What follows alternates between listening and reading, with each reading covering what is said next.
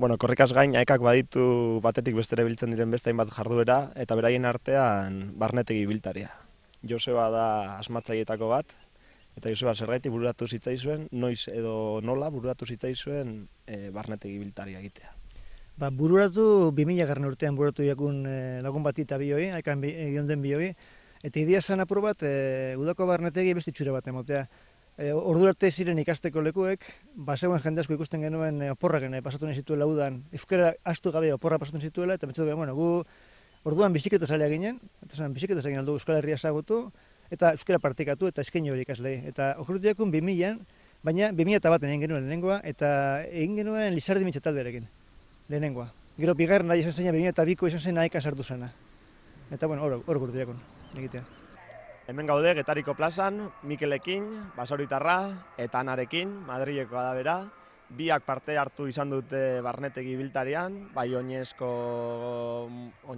ibiltarian, baita bizikletazko ibiltarian ere. Zer suposatzen du zuentzako barnetegi ibiltariak, bai bizikletazkoak, bai oinezkoak? Bai. Bueno, berez, ni egin nuen Madrilen bizi nintzenean, ja gogoak nuen ona etortzeko Euskal Herriara, baina eta etorri nintzen nire euskara jakin nuena berreskuratzeko, eta kriston giro polita aurkeztu nuen, antolatzaileak ikaragarriak dira, eta ibiltaria egin genuen bizikletaz Euskal Herrian zehar, 1000 kilometro kopuruan, eta oso esperientzia polita izan zen. Egin nuen orain dela 2 urte, gero Iruñara joan nintzen bizitzera, eta iaz egin nuen berriro egin nuen, bigarren aldiz. Barnetegi ibiltariaren beste asmatzaileetako bat Esti Nieba dugu, berak formatuari buelta erdi eman zion eta oinezkoa sortu zuen. Ze behar edo ikusi zenuten Esti oinezkoa sortzeko? Egia esateko, nik badaramatzat 21 urte Barakaldon lanean, aekan, eta ikusi nuen zelan jendeak, ikasleak etortzen ziren, eta segiduan ikasprozesua bukatu, titula ateratzen zuten, eta gero ostera bueltan etortzen ziren.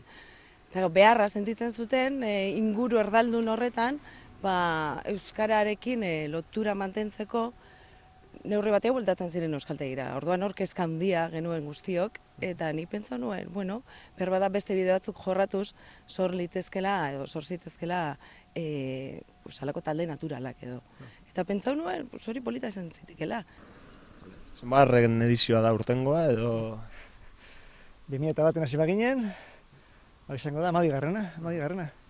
Hasieratik arrakastatxoa izan da, ala apurka gero eta jente gehiago animatu izan da? Lehenengorako ibili ginen inkluso gure inguruen edo jende animatzen zen, ez genuen ezagutzen kontua, ez genek izan kilometro ipin etapako, ez genek ondo zenarekin, orduan gura genuen apura konfiantzen bat ezuzkun jendeak.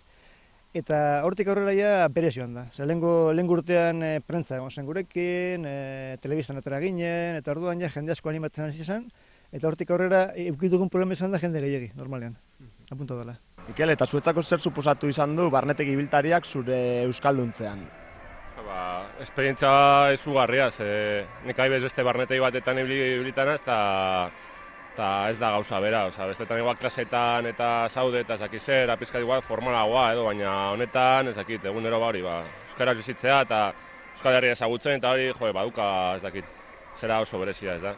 Euskara ikaslea batentza, ezakit, izugarria eta gero ere hori, jendea ezagutzea, Euskal Herria ezagutzea eta nekea ere, oinezkoa nekea, handia, gustora, oso gustora. Eta zer lortu da barnetegi ibiltariarekin? Gure asmoa zen hasikeran nahiko sumea, zen eskaintza jendeari 15 egun udan euskara praktikatzeko eta esasteko. Baina egon da olako eragin kolateral bat edo, espero ez genuena, baina posten gaituna pilo bat, eta izan da ikusi dugula, gure taldeetara etorri den jendeak gero taldeak egin dozela euren artean. Hori egon dela jendea, mendia igual gustoko eukana, edo bizikleta, ingururik ez eukana, eta mintzata barnetegi ibiltariei esker lortu dauena ezagutzea lagunak, egitea taldeak, eta badago jendea lehenengo barnetegi egon zena, duela 13 urte egon zena, ondino oporrak elkarrak esaiten dauena, gurekin etortzen dena eskursiotara, etortzen dena berriro barnetegitara, eta lortu duela horri esker inguru euskaldun bat. Eta hori izan, hasikeran esperoz genuena, baina gure ustez baliorik handiena dekona. Harremanak oso politak sortzen dira, lagunekin, normalean taldeetan jendea oso jatorra da eta oso harremanak politak sortzen dira, laguntza asko ematen digu elkarrekin. Pasagera amaria beteak oso zer eta hemen gaudela. Zarautzen korrika, hemen getari bazkaltzen eta gustora. Esan zerbait barnetegiko antolatzaileei. Zorionak. Bota beharreko guztian. Maite Zorionak, eskerrik zaituztegu. asko, kabroiak. Ez, baina kristoena egiten dute. Osa, kristoena. Ni aldiz esaten dugu, baina kristoena. Dena antolatzea, jendearekin tratatzea eta talde batera matea zaila da, baina, ezugarria.